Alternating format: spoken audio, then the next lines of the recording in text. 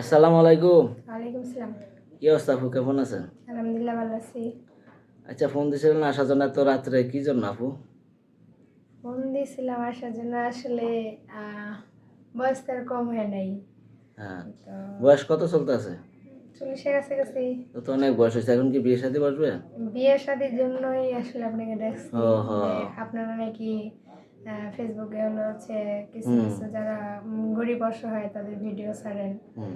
যাতে করে কারো নজরে পড়লে তারা বিয়ের প্রস্তাব দেয়, আপনাদের মাধ্যমে বিয়ে হয় হ্যাঁ এই হ্যাঁ। আর কি। ও, এই জন্য ফোন দিয়েছিলেন না? এখন বিয়ে শাদী বসবে? আগে পরে কোনার আপনি বিয়ে শাদী হয়েছে?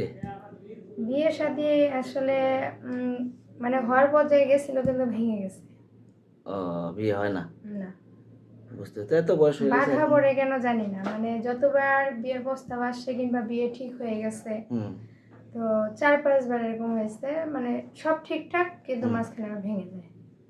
এত বয়স হয়েছে এখনো বিয়ে হয় না না? আমার তো বুঝতে মনে হয় পারলাম। যে যে আমার পিছনে মনে হয় শত্রু লাগিয়ে গেছে। অবশ্যই মনে হয় তো তাই।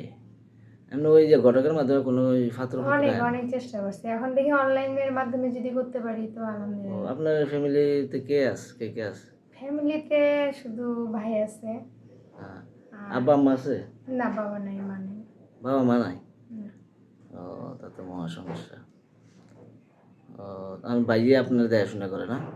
ভাইয়ের ঘরে আর কতদিন খাবো, আমি আর এটা কি তো ঠিক। গার্মেন্টস করি।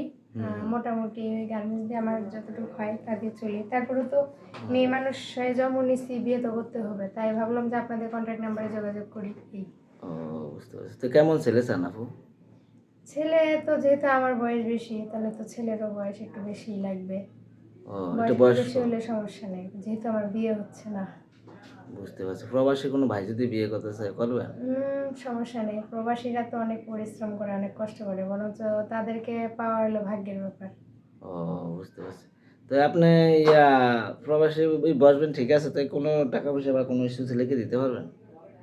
টাকা পয়সা দেওয়ার মতো সামর্থ্য আমার নেই, ভাইয়ের মুড়িতে খাই, দ্বিতীয়ত নিজে গার্মেন্টস করে খাই, এখন হুম। গার্মেন্টস করে যে স্যালারি পাই সেটা তো হ্যাঁ, একটা মেয়ে মানুষের তো জানেনি যে কেমন খরচাপাতি।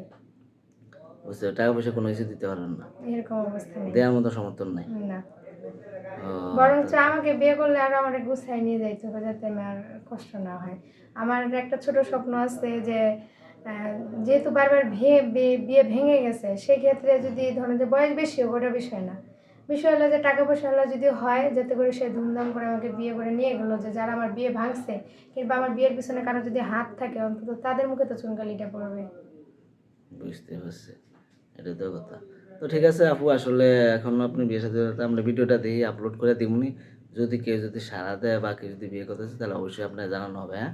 আচ্ছা ভাই, আর ঠিক আপনি আছে। যে নাম্বারে ফোন দিয়েছেন ওই নাম্বারটা দিয়ে দিব? আচ্ছা, ঠিক আছে। আচ্ছা, ঠিক আছে।